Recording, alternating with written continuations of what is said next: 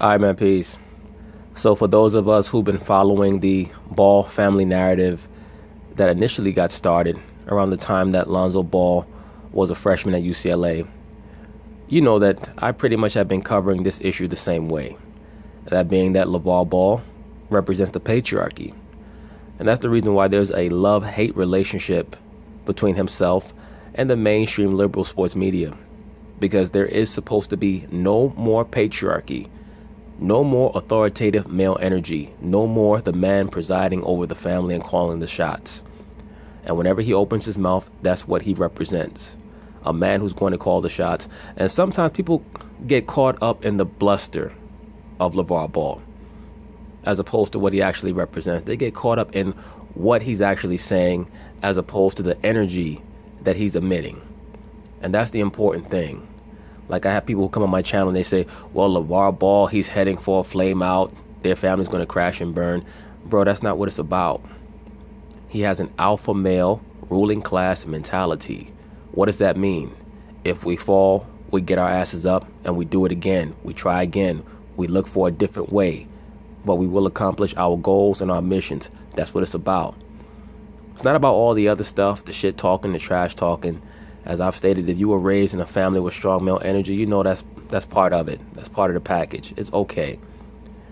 And as I've stated incessantly on this channel, some men would rather live in a hut that's theirs than live in a room inside of a mansion where they have to be at the beck and call of another man. And unless you have that same personality, you will never understand someone like a Lavar Ball, ever in life. So anyway, he made an appearance with his middle son, LeAngelo, on the Skip and Shannon show. So of course, they're going to talk about it. I'm going to chime in. We're joined now by Lavar and LeAngelo Ball. Welcome back to Disputed. Hey, happy to be back. Yeah. I don't understand how this brother Lavar Ball has sold all these sneakers, all these t-shirts. Now he's making his own water. And the brother still has not gone to see a dental hygienist. I just don't understand the shit. The man smiled, and it looked like he got a set of gold fronts in his top row of teeth. It's just ridiculous. Good to have you. Got a lot of stuff on the table. Oh, of course. What do we got here? We got this big ball of water. So what's special about that water? It makes you a big baller. It's good to have you guys back. What's the brand of it? This is called Bitatas. They've been around for 100 years. Yeah. This is the purest water in the world. It's not Lithuanian water, though. It's Lithuanian water. It better is? than that. This is the best water because it has zero nitrates. You don't have to go through no purification system.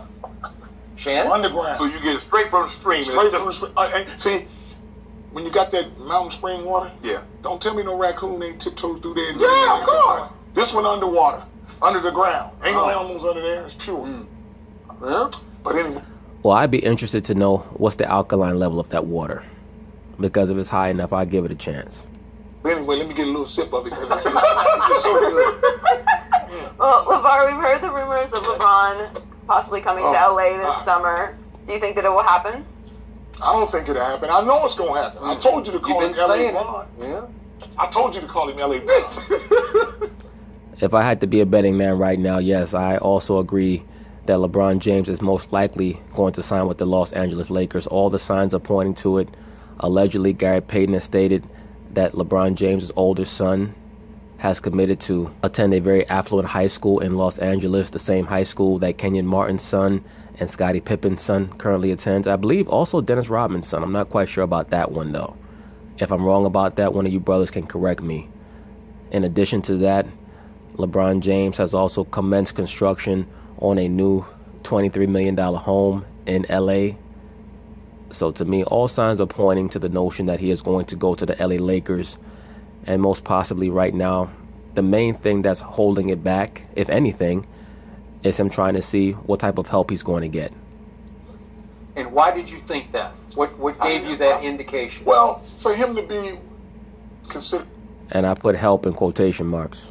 considered better than Jordan, I think he has to be, his narrative has to be everywhere he's went, he's won. But as far as winning 6 championships in the same place, so you're not going to do it in Cleveland. Nobody cares now because he's been to the finals too many times. Do you see how well Lavar Ball understands narrative? That's why he stated that the reason why LeBron James is going to come to the Lakers is that the only way for him to be able to concoct a narrative that he's on the level of Michael Jordan is that everywhere he's gone, he's won. That he could lead 3 different franchises to a world championship, which I don't think that any other player has ever done. I don't believe that any other player has ever led 3 different franchises to world championships.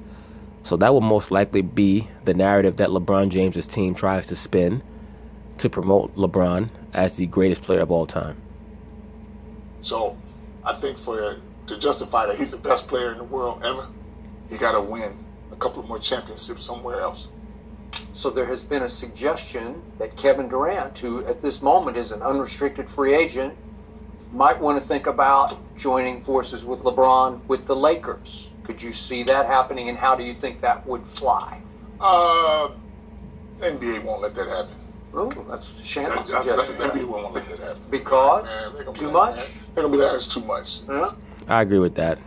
For them to have the definitive best player and second best player on the same team in Los Angeles, the league is not going to allow it to happen. Some way, shape, or form, they will try to put the kibosh on it, but I don't think that they'll have to worry about that, because I believe that Kevin Durant, as he stated, is going to sign back with the Golden State Warriors, as he should. Yeah.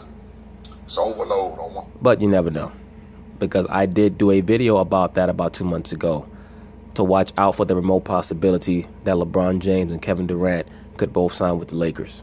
On one side, nobody's going to watch the East. Well, there was a big overload in Golden State for a while, right? Well, it is still, So, but I don't.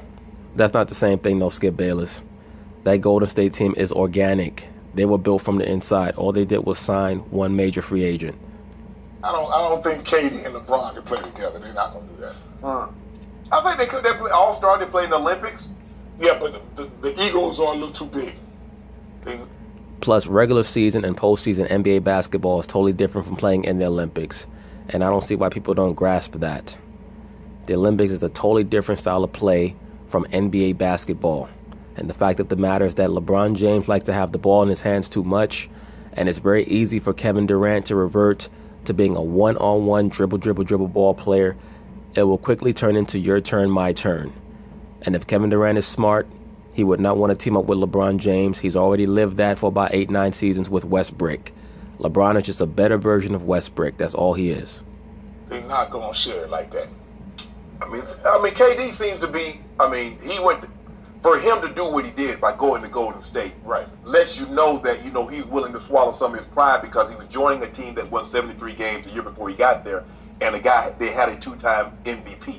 So. Right, but also what KD showed you by signing with Golden State is that he has a very astute understanding of what system would fit his style of play and would also negate some of the flaws in his mentality and in his game. Because a lot of these great players, they know what mindset they can fall into when they're playing at their worst.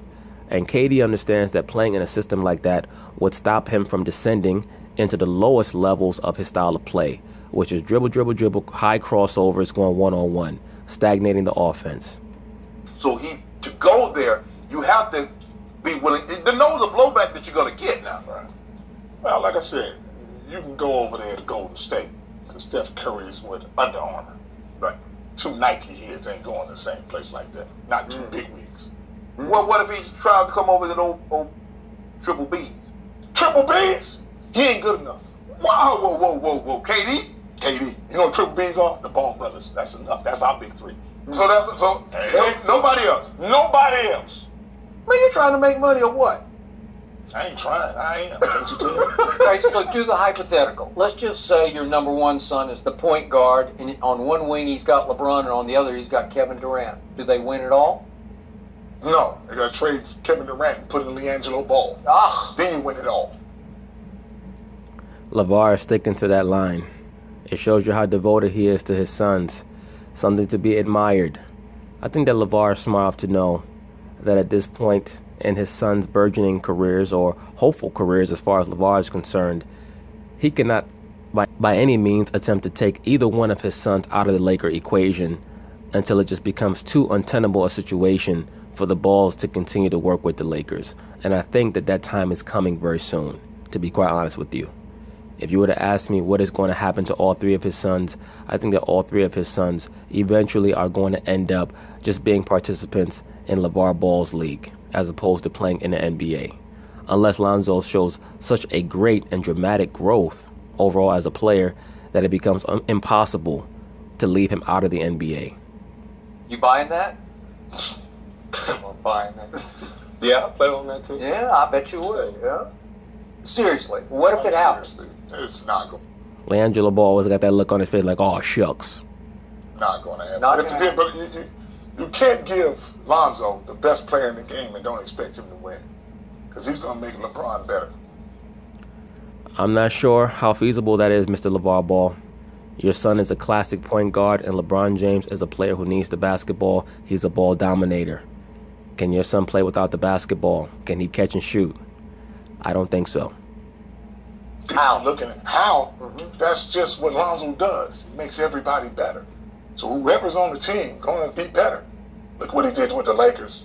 Kyle Kuzma, he went to Utah. You ain't never heard of him. Lonzo, he played with Lonzo. Now he's a rookie of the year. Brandon Ingram had his best year ever. Julius Randle had his best year ever. Lonzo wasn't there before them 2 or 3 years. They didn't do nothing. All the folks that went to UCLA, do you hear about them now? No, you don't. No, because they found out they can't play. Took away Lonzo. Now you don't hear about TJ Leaf. You don't hear about EK. You don't hear about nobody. These are all facts. I mean, to be honest with you, and I'm not the hugest Lonzo Ball fan. I think that he has a ways to go. I think that he has a high basketball IQ. I do think that he has a high ceiling. But when LeVar speaks, he's speaking facts. Yet I've heard several scenarios, and there are a lot of scenarios on the table because it's become hysteria. Where's the LeBron sweepstakes? Right. That would include your number one son getting traded from the Lakers in a sign and trade to acquire Paul George, or who knows, maybe Kevin Durant in a sign and trade. Yeah. Have you heard those? Have you? No, I haven't heard those. I'm too busy getting water and doing the JPA. Okay. I ain't listening to no little stuff on the side like that. That's baby weight. All right. I agree with that, sir. Oftentimes when people are overly infatuated with the business of others, it's because they have not done their due diligence to develop their own business. So good for you, sir. So talk me through this. I have been the biggest fan of your number one son, but he was perplexing to me. We talked about this earlier in the show this year as a rookie, because he would come and he would go in his aggression, his assertiveness. And there were times I just couldn't recognize him, like he was unplugged, he was disconnected, and I couldn't figure it out. And I fought for him and I supported him, but I want your view of why did his aggression sort of come and go from night to night? Before LeVar Ball speaks, let me say this. I think that it was very clear in regards to Lonzo Ball that he was nervous when he first came into the NBA because he understood that the spotlight, or the bullseye per se, was on him. Now, people want to blame the bluster of his father, LeVar Ball. I think that it's relatively reasonable to do so. I really do. But it is what it is. LeVar Ball believes that when he prepares his children to face a fiery trial, that when they go through it, yes, you're going to get burnt, but you're going to understand what it means to get through that travail, to get through that adversity. And that's normally how strong fathers raise their children. Strong fathers normally raise their children to prep them for adversity by putting them through adversity, by precipitating it. So that's the reason why when Lonzo was able to break through that little stumbling block that he initially hit, he started to play very well until his body started to break down for whatever reason. And that's something to watch for with Lonzo. Can his body hold up to the NBA rigors? And I also believe that there is an issue with the coach. I did a series of videos earlier this year where I basically stated, does LeVar Ball want to coach the Lakers? Because it was obvious to me that if he didn't want to coach the Lakers, he certainly wanted to do so from afar, because he did not trust Luke Walton. And I also believe that Magic Johnson doesn't trust Luke Walton either, because remember, Luke Walton was not hired by Magic Johnson. Magic Johnson has enough basketball IQ to understand that every team cannot play that Golden State system. You have to have elite shooters to play the Golden State system. And the Lakers don't have that. They have to play in a different way. Aggression, it was always the same. They got to figure him out. He's trying to figure them out on the fact that going up all through his life, he's always played the whole game. So the in and out, and when he's sitting there, how you can take control of the game, and he know how to win. Yeah. But if you keep pulling him down and putting him back in the last 5 or 6 minutes, when he's just like, whatever y'all want to do. You got these guys taking the wrong shots at the wrong time. Let me say this also, because certain people may try to criticize LeVar for stating that his son should be playing more. Well, the fact of the matter is, for you to be taking Lonzo out of the game, throwing him back in, taking him back out, throwing him back in, and the alternative is Jordan Clarkson.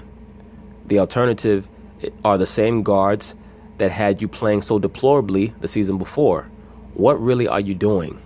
Lonzo Ball is not a player that needs to be babysat. He was raised by a strong father. So in other words, his father's telling Luke Walton, throw him into the fire. The only way to get him better is to let him play. Let him play through it. But you throwing Jordan Clarkson out there, and I've been saying this for the duration of the season, that they had to trade Jordan Clarkson. Because Jordan Clarkson, he's like the equivalent of that chick that you just whiff until you meet somebody that actually has some sense.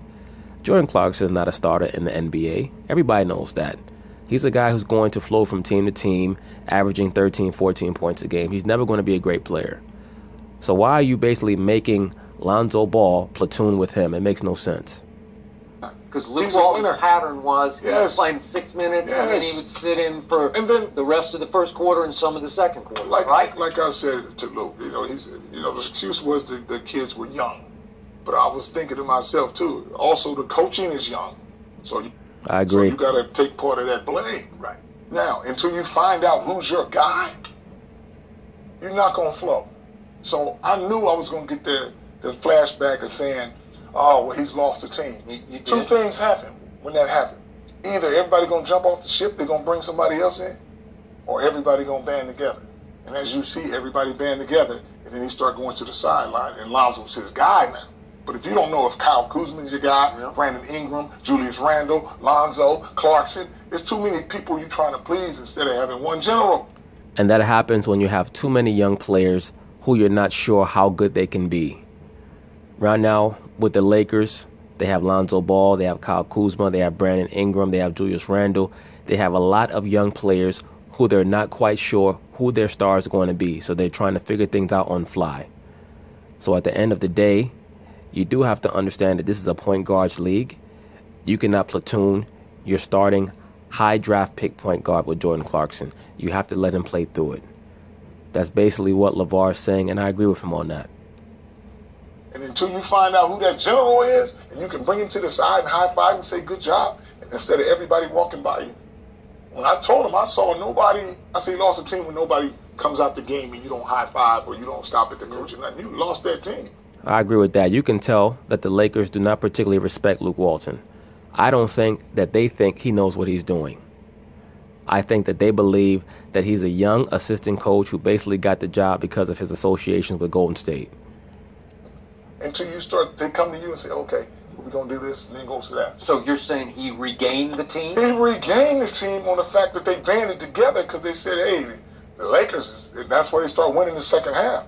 He started playing Lonzo a lot more and finishing games. So now everybody... I agree, and Lonzo started to play much better. He finally started to find his jump shot. Everybody knows, okay, this is the guy. Just like when you had the Chicago Bulls, you got a lot of talented players, but Jordan is this guy that sent all the stuff down, Scottie Pippen, everybody. So that's the same thing that started happening at the end when Lonzo was there. And just like I was telling about getting him hurt, you got him going 100 miles an hour, then you shut him down. 100 miles an hour, then you shut him down. It's tearing his body up. Right? You're doing this rubber band training to strengthen him. That's not going to get it. They weren't running hills no more, lifting no pig iron.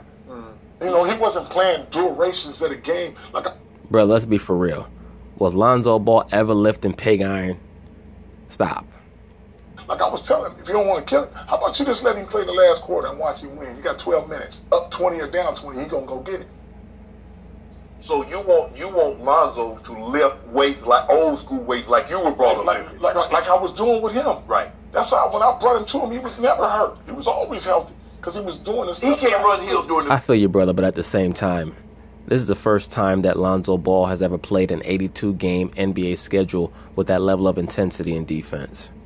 It's a big difference between playing 35 games in college and however many games he played in high school and AAU with nowhere near the level of intensity and talent all around him as opposed to playing in the NBA.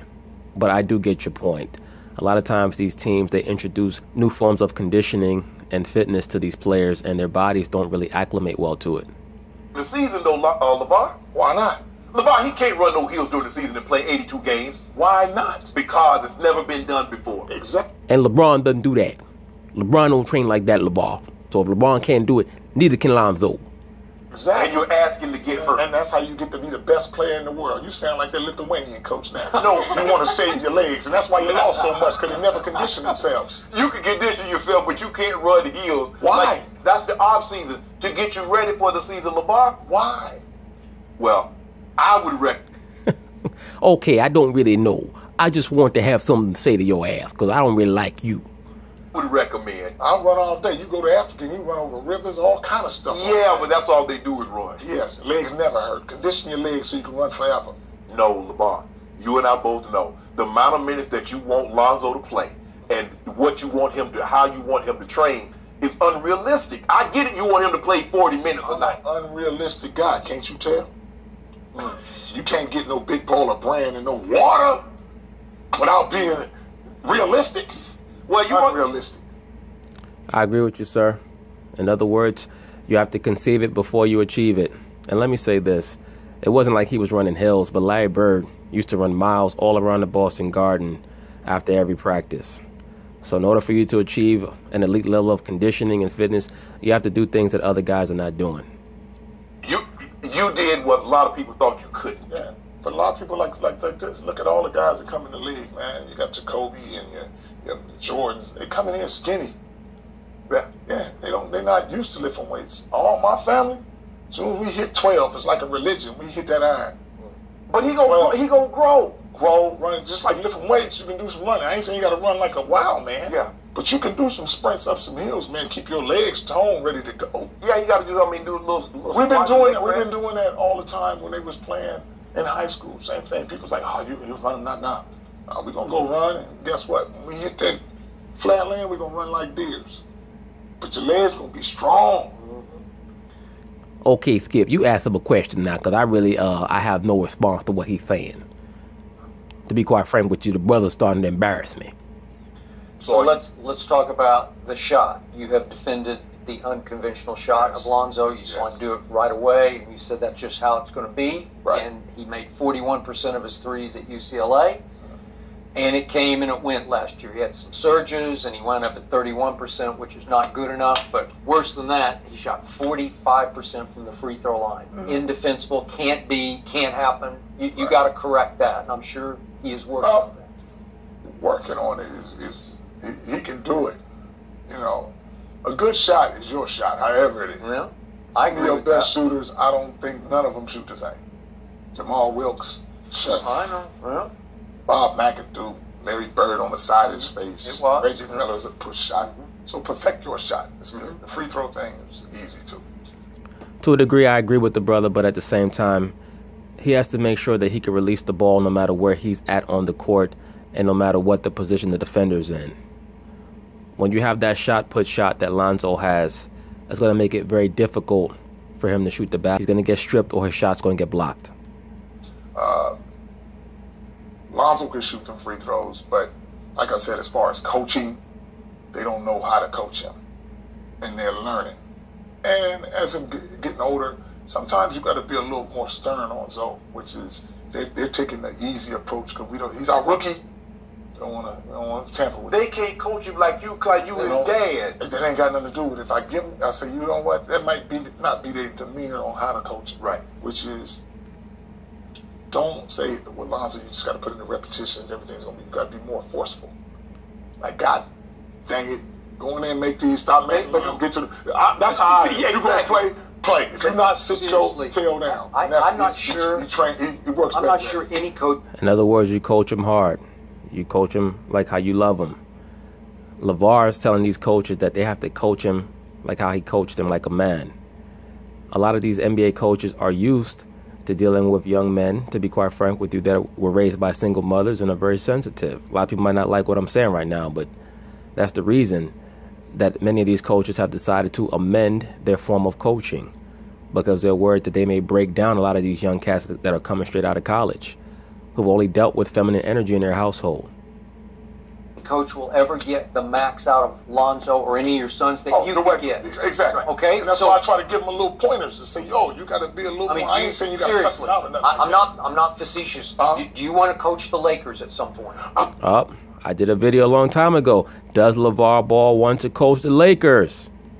Would you? Would I coach the Lakers? The only way I coach the Lakers is all three of my boys was there. And I'd turn the NBA upside down.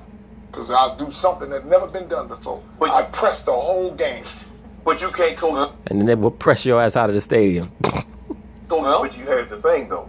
You got your 3 boys, but you got 12 other players also I've that you always can't had that. And all I got to do is make sure I coach them 3 to blend with everybody else. Like when I set rules, when you're at the head of a company, I ain't going to go talk to everybody. I'm going to talk to the main guys to relay the message down. And they supposed to make them flow. Uh-oh. Would you... Back to you, Skip. Would you do this? Seriously. Would you coach the Lakers? If you were offered the job, would you do it? I would coach the Lakers. Only if all 3 of my boys is there. Okay. If they not, then it'll only be for 1 year because I had to show them how good I am, then I'm out. Back to the Then big you want to baller force brand. them. Back to the big baller brand. What happens if, let's just say for the sake of argument, Jello gets drafted and it's not by the Lakers? Okay. Now, like I said, I want all my boys in the NBA. My preference is for all of them to play on the Lakers. They've had the most success playing together. Can they have maximum success without playing with each other? No. What the hell? I mean, no. To me, that's not the wisest thing to say when you want your sons to all play in the NBA, but I believe that LeVar is saying that for a purpose. Because I think that even he understands down the line that all 3 of his sons are going to be playing in his league and not in the NBA. No, Singly, they're good. Together, great. But all 3 of them unbeatable. But there's a possibility. Unbeatable. That's not what I understand what you're saying, but there's a possibility that God damn, LeVar. You're the only man in history that talk more than me. Shit. all 3 will not be playing together. And there's a possibility that all 3 of them will be playing together. Because as much money as I'm going to make, I might go buy my own team, go scoop them all up. In the NBA? That's the only place you can get a team. Yeah, hold on. What you got going on there, big? You don't think these triple Bs, you know what they stand for? Billions? Billion, and billion. Well, we have to take a break. We'll get back to that. Much more with LeVar and LiAngelo coming up. Okay, so now we're going to continue on part 2. So peace.